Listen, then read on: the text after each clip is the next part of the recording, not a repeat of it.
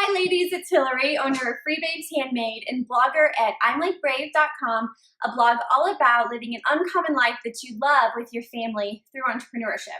I personally love having one-on-one coffee dates with other entrepreneurs that I admire, and so I thought it'd be really fun to start a weekly series where I get to interview creative entrepreneurs and you get to listen in. From these interviews, you will learn from their successes and their failures, get behind-the-scenes access to see how they built their business, and you'll walk away with valuable insights that will help you take your business to the next level. So grab a cup of coffee and join the conversation. Enjoy! Hi ladies, it's Hillary, and I'm so excited to be here today with Stacie Bloomfield, owner and creative genius behind Gingiber.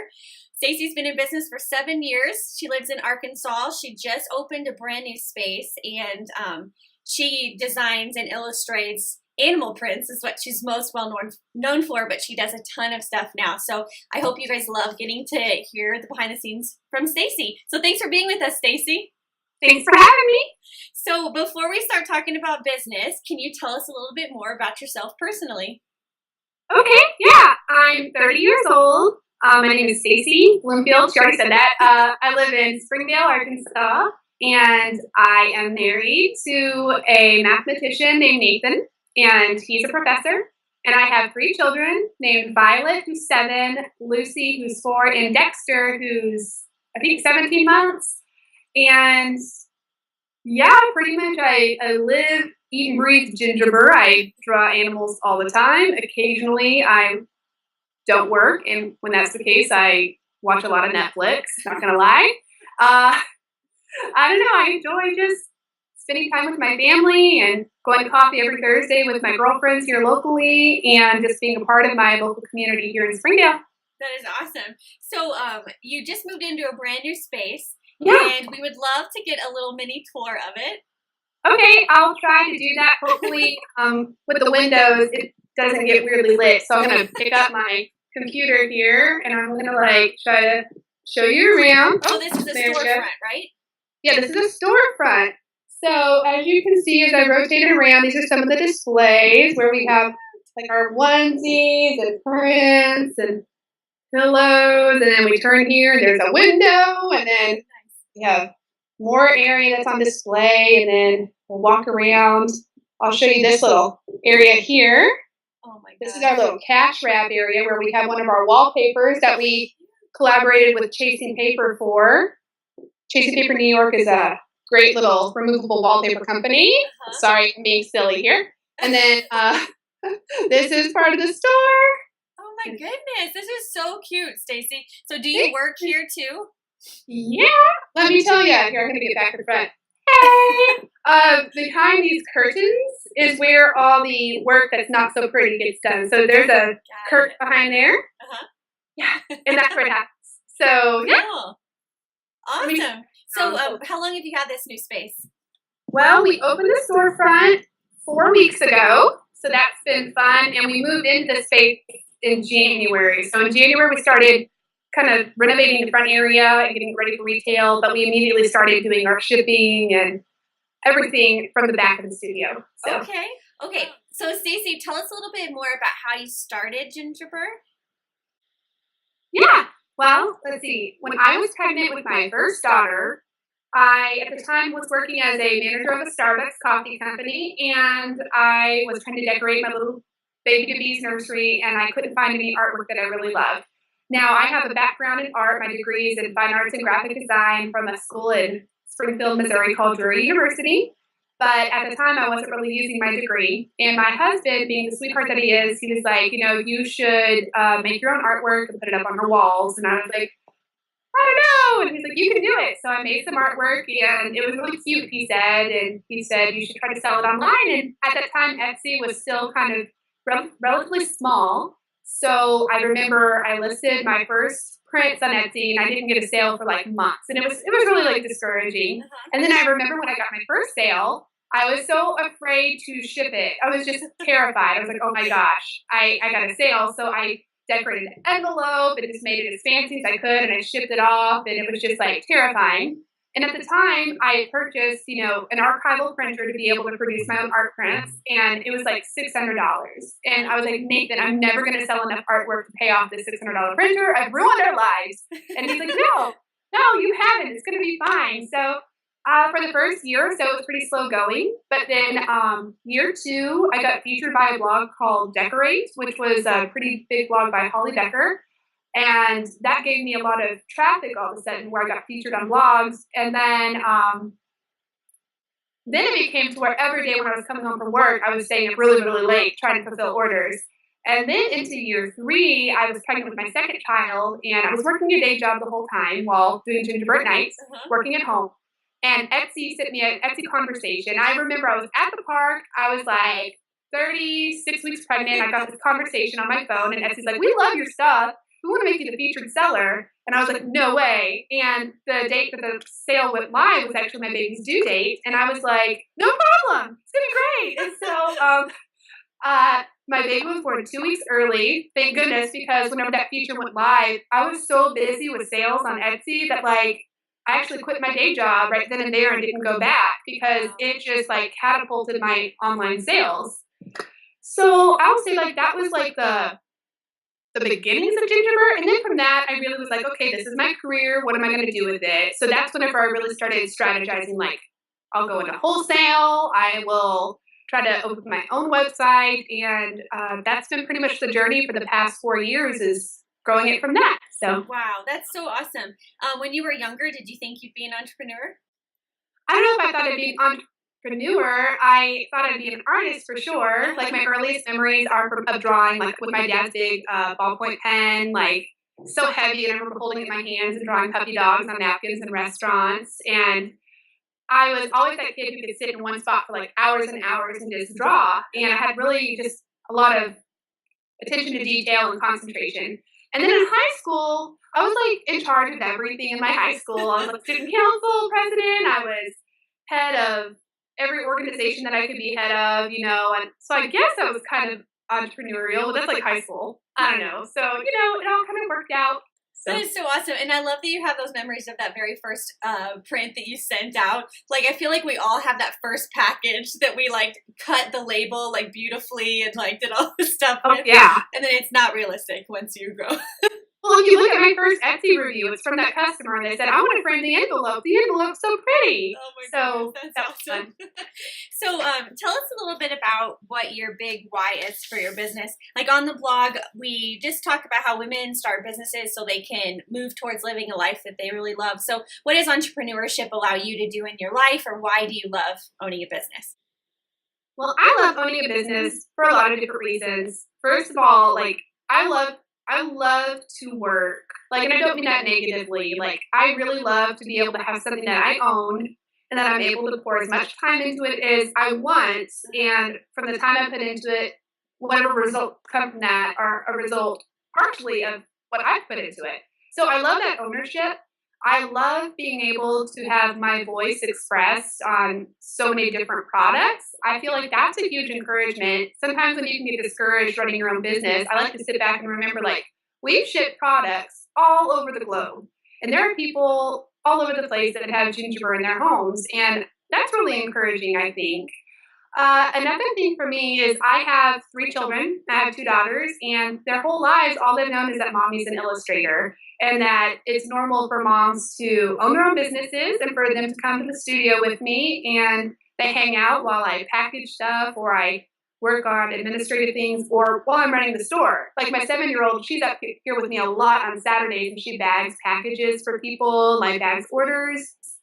There's just something really amazing about showing them, you can do this. Moms can do a lot of things. We're more than just their caretakers, our children's caretakers. We're the people they look to for inspiration. And so right now, if you ask either of my daughters what they want to be, they're I want to be an artist. And that's pretty cool. That is so awesome. So you're literally setting such a great example for your family, for your kids, that it's just normal to own your own business.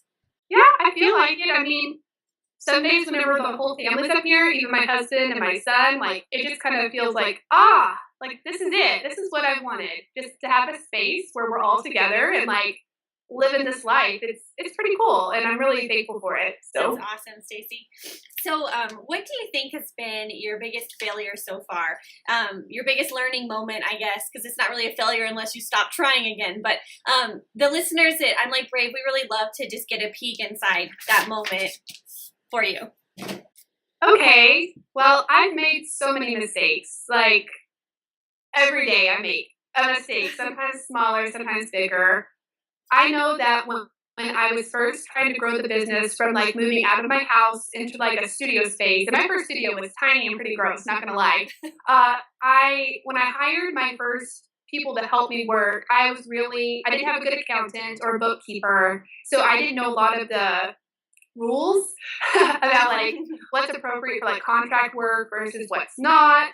So like my first seamstress, I probably didn't have her classified properly, not gonna lie. And then whenever I did bring on employees, I wasn't withholding properly from their paychecks. And so for a whole year, like we were withholding and paying that back to like the state and the government, but I wasn't matching it. So as an employer, when you actually bring on real employees who work in your location with you, you have to withhold and match and then pay that back or pay that quarterly to the government. And I wasn't paying them quite what they needed. And that was a really hard experience because I went from 1 year hardly having to pay anything in taxes for my employees to the next year paying like double because I had just made a big mistake, with that. So after that, I got a really great bookkeeper to help keep me on track. And so that's like a big like mistake where like it hurt us like fiscally, I could say. But I mean, I've made a lot of different mistakes from creating products that I thought would really launch well because a lot of my colleagues were doing things similarly. And I thought, well, this is a no-brainer. It's like an easy transition for my business where it just didn't launch well and didn't hit. So I've had products that people will see that like will be on the website and then slowly they're not there anymore because sometimes things just don't resonate with your customers like you'd like them to. Totally.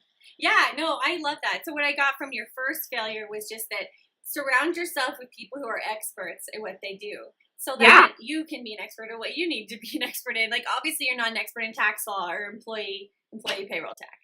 Oh, yeah. And, like, whenever I would create, like, paychecks for payroll, it was, like, the most stressful thing on earth. Like, I was like, what am I doing? Yeah. And so, then we got, like, an accountant and a bookkeeper, and they're like, oh, we can just take care of it for you, and the paychecks will just appear in your employees' bank accounts. And I'm like, wow, that's so much better than me handwriting all these checks and just, like, not knowing what I'm doing. Yeah. So, like, surrounding myself with experts has been really great. So yeah, I love that.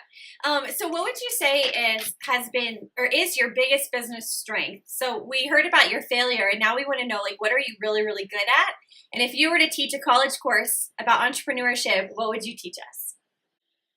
I think I am really good at finding new ways to get the Gingiber brand out there. So I do a lot of things. I sell direct customer online, both on Etsy and on gingiber.com. I also sell wholesale to over 200 stores around the country, which is really interesting. But then I also license my artwork with companies like the Land of Nod and Chasing Paper, which is a wallpaper company, and fabric, a lot of different things. So I feel like what I do is whenever I'm feeling like I don't have the momentum that I'm wanting, I find a way to creatively find a new partnership or a new venue for Gingiber to be seen. That's something I'm really good at. So anytime I'm feeling like stuck, like I don't let that keep me from moving forward. I'm really good at just moving forward. And if I were to teach a class, I think it would be about how to pitch yourself to companies like confidently without letting it hurt your feelings if they don't respond the way you want. Because, I mean, I send out just personally so many emails every week to people who I've met or people who I've worked with in the past that maybe am not currently working with, trying to like keep those doors open. Mm-hmm. And a lot of times, like, I won't get a response at all. Or sometimes it's like, oh, no, not right now. Uh-huh. And you just have to learn to not let that keep you back. So anytime I get a no, like, I'm going to be like, all right, who can I talk to next? Like, when I was pitching for a fabric line, I remember, like, there were a few people I talked to and a few no's. And every time I get a no, I'm like, all right, I'm sending out 3 more emails right now. Like, because that's just something I have to do to feel like I'm being proactive. Yes. I love that answer. Seriously, like I was just listening to a podcast, and the guy was saying what his biggest strength was that when he first started his business, he just didn't know what was like socially okay to do and what was not to do. This is not like what you necessarily said, but he said because of that, he would like write emails to like big shots, like huge people, and just be like, hey, and ask a question. And like maybe they didn't answer, but sometimes they did. And he attributed that to his success. So he was never afraid to promote himself or ask or email people because he wasn't afraid of them saying no, or whether or not it was like, you know, socially, like you should probably not do that. I don't know. No, totally. Like, in fact, like one of the first big partnerships for me, so the Land of Nod, which is like a great company to work with, and they highlight their illustrators and artists that they work with really well. Gosh, this is 4 years ago, and I was listening to Smart Creative Women, which is like I think it's like a podcast. Yeah. And they were interviewing Michelle, who's like the creative director of the Land of Nod. And she said that she loves it whenever artists email her directly. And I literally paused the podcast right then. I found her email and I drafted an email right then and sent photos. And I said, Michelle, my name is Stacie. I read Gingiber. I love Land of Nod. Blah, blah, blah. I want to work with you. And I don't remember everything I said, but I was really shocked when a week later she replied back and she was like, I know who you are, Stacie. And I'm like, ah! She's like, I want to work with you. And I was like, oh my gosh. I just think that like when you have those wins like that, it's easier just to keep trying and trying. And that's what I say, you know, just like keep going. Yeah, I love that. That's so great. I would pay for that college course. Okay, so we love to hear when we kind of see the behind the scenes with other creative entrepreneurs, like how do you currently market your business? What's your strategy been this year? Okay. Well, as the business has grown, we have tried a lot of different methods to market ourselves. But this year we decided to hire a PR firm. And what that entails is like, I'm wearing so many hats with the business right now that I just needed to hand off this right now to some people who that's all they do. So I work with this PR firm closely. Every day we're emailing and they're pitching Gingiber to print magazines, blogs, influencers, celebrities, anything to really get the Gingiber brand out there. And that's been really great for me because it's forced me to work even further ahead. So when you work in retail, for instance, and you do wholesale, your lines have to be 6 months ahead done, like in order to be ready for like press. So like I'm about to finish up holiday things right now, you know, and that seems really crazy because it's May 1st, but you have to have holiday finished and photographed so that you can pitch it to those long lead media outlets. So that's something I'm working with my PR firm. We also do Facebook ads, and I think we get a lot of traffic from those Facebook ads. I run my own Instagram account personally, and the thing about Instagram is I don't know necessarily how much of a conversion rate I'm getting directly from that, but I feel like it's the only outlet that I have to be really like honest and vulnerable with the people who take the time to follow me on Instagram. Like, I'm not just trying to sell products. I really like to be vulnerable about like where I'm at as a mom, as a businesswoman, and just as a person who every day is just trying to get the job done, you know? So that's a part of the marketing though, like being transparent in that area. And then what else? You know, back in the day, I used to do like blog sidebar ads, but you know, that's not really as relevant now, I feel like, but we've tried a lot of different things. Yeah. So you're doing PR firm, Facebook ads, and then just your Instagram social media account. Awesome. Yes. Cool. And do you know, like in the past, have you ever had one method that's just worked really well for you? You know, I'm not going to lie. Like, I have always struggled with capitalizing on, like, good press. Like, I've not necessarily been able to, like, when I have, like, a big press mention, been able to, like, capitalize that into something, to grow it into something more. That's something I think I get so tunnel vision in working on what I'm working on now that I don't stop everything and be like, all right, I just got this great mention by Martha Stewart. I need to, like, shout it from the rooftops and make it count. And I've had a lot of missed opportunities, I feel like, from that standpoint, like with marketing personally. That's why I have my PR firm that helps me. But in the past, what's worked really well? 4 years ago, sidebar ads with blogs used to work really well. And there was a small group of like creative bloggers that I was really connected with. And I could buy a $25, $30 sidebar ad and I'd be set and it would generate traffic directly to my site. And I feel like it was much easier to get conversions, but I feel like also there were fewer shops to compete with, and the competition's a lot more fierce now. Now I feel like with blogs especially, you have to pay for that more expensive sponsored content to be seen by like the more influential bloggers. And as a small business owner, I can't necessarily afford that. Sometimes I feel like it really takes a lot of people who are kind of in the middle, like out of the runnings for like blog content because, I don't have this huge budget to be able to be featured on like this awesome website, on this awesome blog. Where it used to be a lot of bloggers would like browse Etsy and they find their favorites and they just share about what they love just because they loved it. And I feel like there's been a huge decline in that.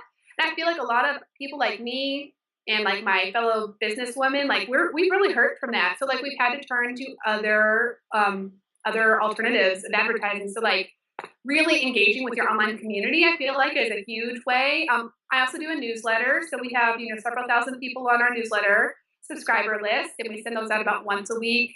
And we offer like freebies, like free coloring sheets or coupon codes for our exclusive like readers. And it's always just trying different things. Nothing works year to year. You have to adapt. And that's what I've learned the most. Like what worked for me last year is not working this year.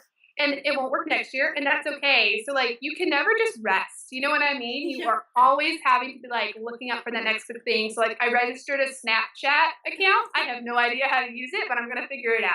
It took me, like, a day. I allowed a day to learn it. It's so hard to learn. Like, seriously. What is it going to do? There's a ghost? I don't know. There's like Literally, you have to, like, research it on Google to know, like, which way you swipe. Like, it took me forever. Technology just advances so fast that I'm already like out of date. Time. But I love what you said about things always changing. Like Tony Robbins always says, like the biggest things in business are innovation and marketing, and you constantly have to innovate and you constantly have to like find new ways to market because nothing will ever stay the same. And so, it's kind of like you just have to accept that and keep going. But also to go back to what you were saying about blogs, because that's such an interesting point. I agree that like a couple of years ago, bloggers love to just share their favorite products. And I think that they still do to an extent, but as blogging has become more of a career, like bloggers themselves are looking for ways to make more money and partnering with like big companies and big corporations. Like you see your favorite blogger now, like repping Johnson and Johnson's or like Toyota. And you're just like, whoa, how will I ever get like a mention?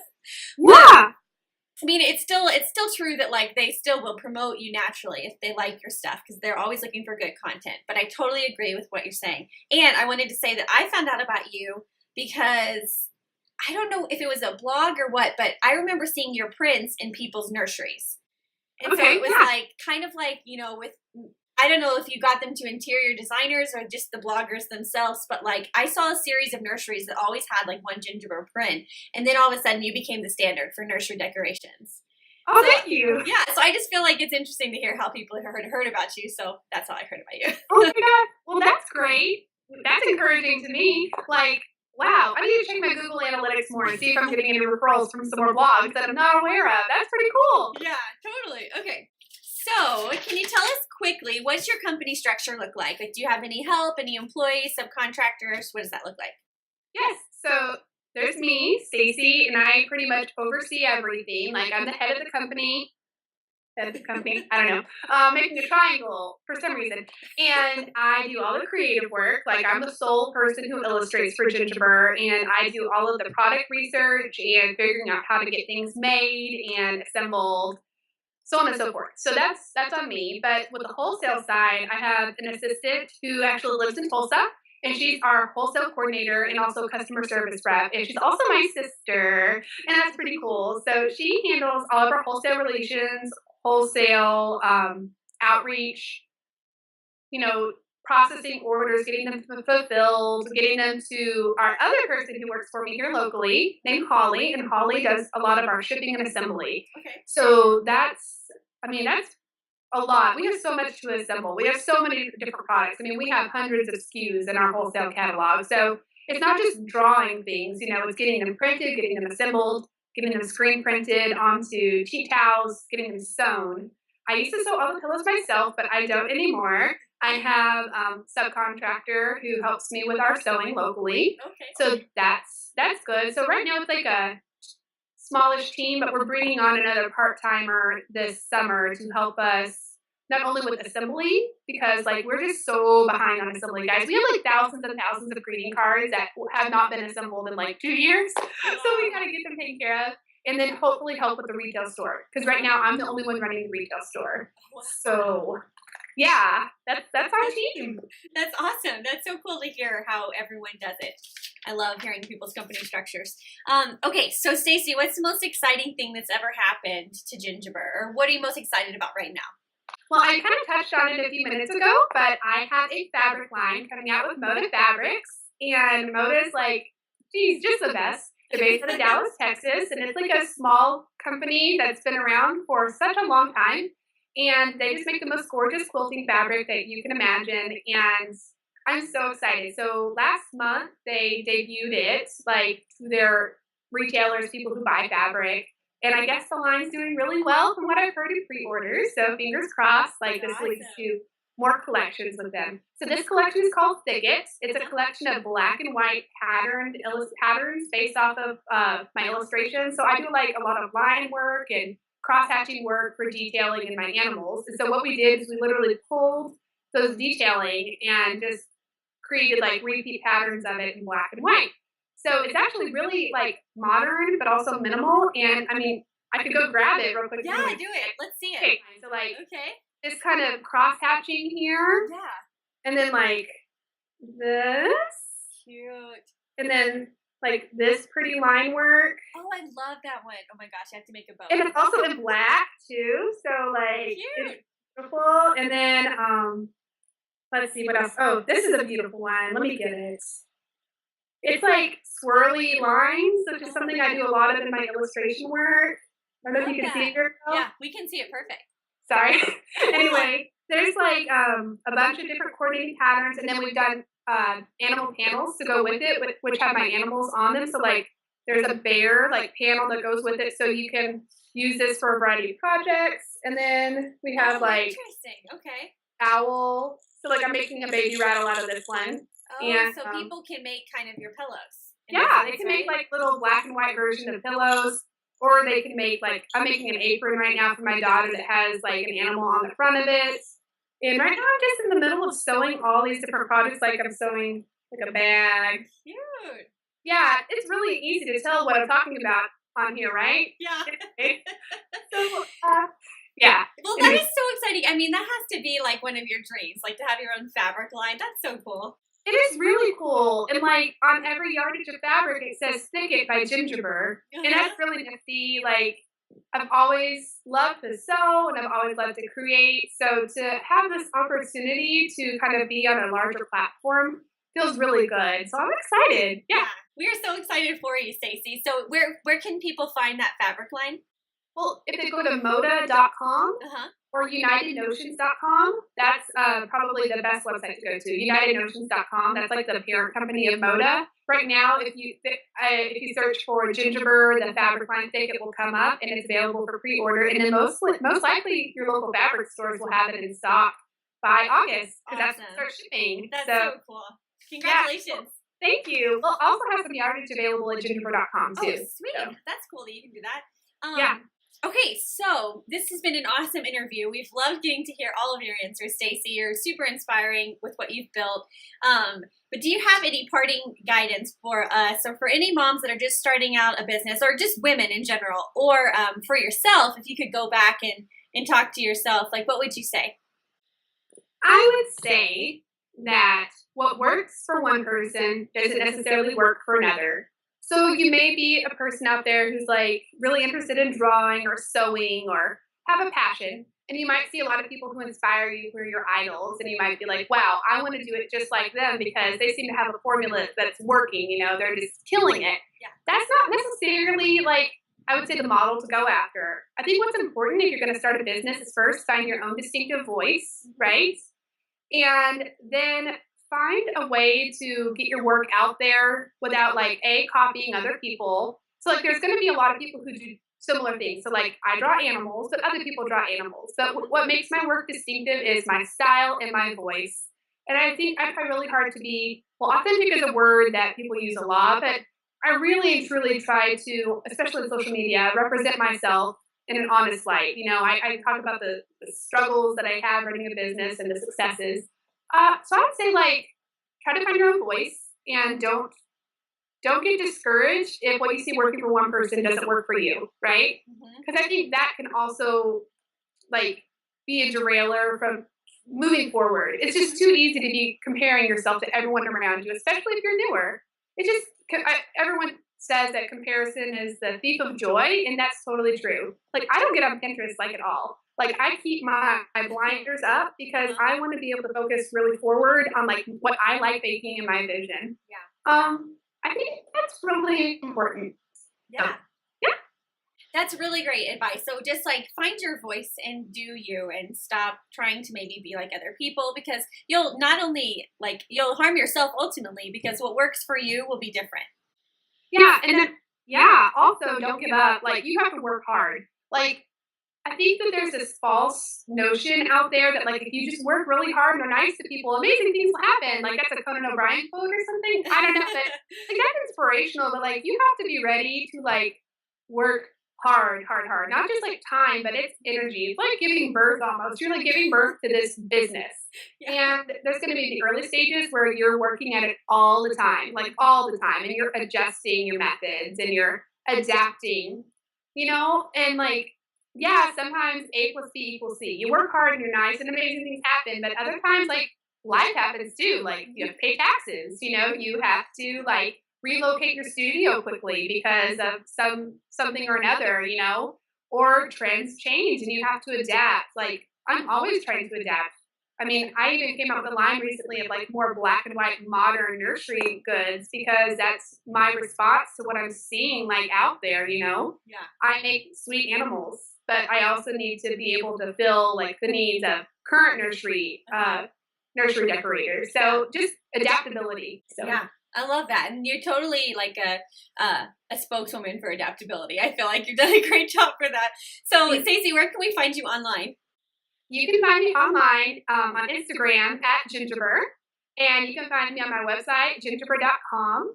I also have an Etsy shop if that's your thing, and it's also gingiber.etsy.com. And then I also use Twitter and Facebook, and those are at Shop Gingiber, because back in the day I didn't do the smart thing and, like, reserve Gingiber for, like, all the social media platforms. So I have some users that are Shop Gingiber and some usernames that are Gingiber. Awesome. So. And Gingiber is Gingiber. Okay, awesome. Cool. Yeah. Well, thanks again, Stacie, and I hope all of you guys listening learned at least one thing from Stacie that you can take and apply to your business. And so, Stacie, we look forward to seeing your business continue to grow, and thanks again for being so honest and transparent with us. Thank you so much. All right. Have a good day, guys. Bye. Bye.